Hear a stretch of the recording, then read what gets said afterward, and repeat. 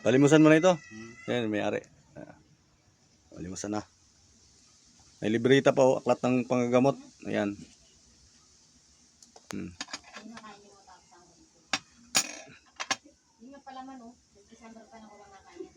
Mamula-mula na yung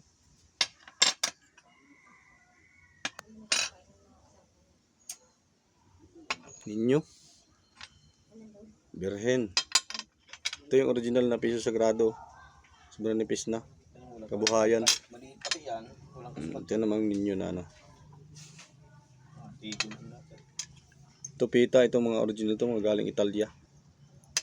Santo Papa. Yan, nahukay ng baboy dam ko. Ito nahukay ng baboy dam. Klaseng medalya. Parang di medalya ng Da Vinci. Tanso. Yan po, baka nais nyo po, may nais po kayo dyan. Yan. Napalimusan na po.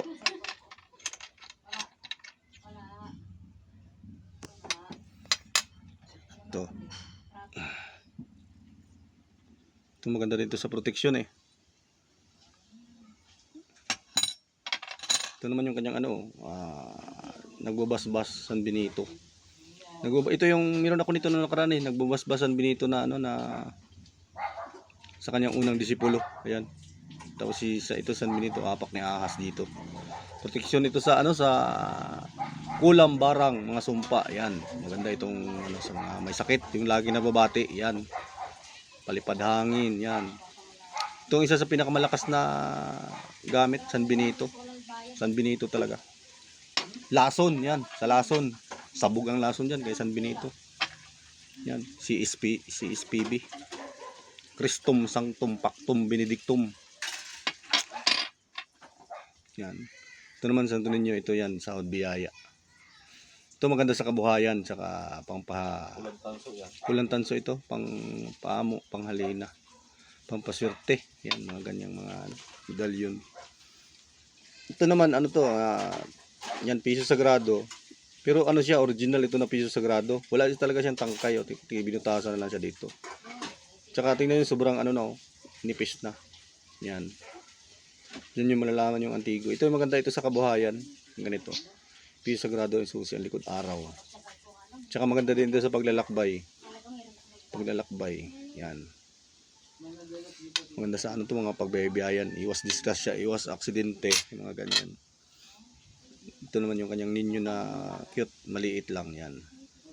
Napaka-inam ito sa kabuhayan din, tsaka pampaswerte yan. Pampaamo kasama. So maganda ito daladala sa ano, yung maganda sa pakikipagkapwa-tao, itong mga ganitong mga ano, ninyo. Basta mga ninyo at tsaka yung mga birhen yan, mahusay yan sa pampaamo, pampaswerte, panghalina, yan, mga ganyan mga mahal na birhen. Tsaka Santo Niño. Mas maganda mga ito yung may kalong siya, yung ninyo na birhen na may kalong na ninyo. Pakainam po yun sa kabuhayan, mga ganong mga medalyon. Ito naman yung pita, yan, pita ito. Yung meron ako nito na malaki, yung tawag dito ay kapa ng birhen, yung binaba si Kristo sa ano, kalong niya si Kristo. Ano kasi yan eh, yung sa ano to, sa yung galing sa ano, sa pagpako sa cross, yan na si Kristo. Tapos ang likod naman niya Santo Papa, yan. At mainam ito sa protection din itong ganitong mga medalya, kasi ito yung mga ano kasi ito ng mga Santo Papa sa Roma, mga ganyan. Ito naman yung kanyang ano, ito daw ay nakuha na ano daw to ng baboy, okay, ng baboy nakuha niya, pero ito tanso. Tanso talaga, yan. Pero para siyang ano, parang tingin ko dito parang kitchen siya eh, pero ano siya, tanso talaga siya. Siguro yung sinaunang ano to, hindi natin alam, ngayon lang din ako nakakita nito eh. Pero siyang Da Vinci na ano, parang Da Vinci na mandirigma ang tingin ko dito sa ano niya, anyo. Yan. Yung likod naman hindi ko na makita kung anong itsura nitong likod nito. Magkabilaan. Kabilaan. Walang litra. Maganda siguro to eh, ano. Maganda siguro to sa kabuhayan itong mga ganito. Tapos baboy ang nakahukay ano, naungkab, baboy damo. Ito naman kanya yung libro na ano, sobrang antigo na. Yan. Ito isa nakalagay dito sa aklat ng panggagamot. Pero ang anong laman nito? May panggagamot din. Mga lihim na orasyon yun. Mga Mga basag. mga lihim na orasyon, mga basag, Mga talandro. mga talandron dito. Medalya. Medalya. Ayan. Yan ang mga laman, no.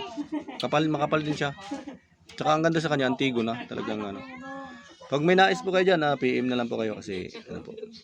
Medyo alpas na daw siya ng gamit. Alpas daw siya ng gamit. Magatira lang daw siya ng isa.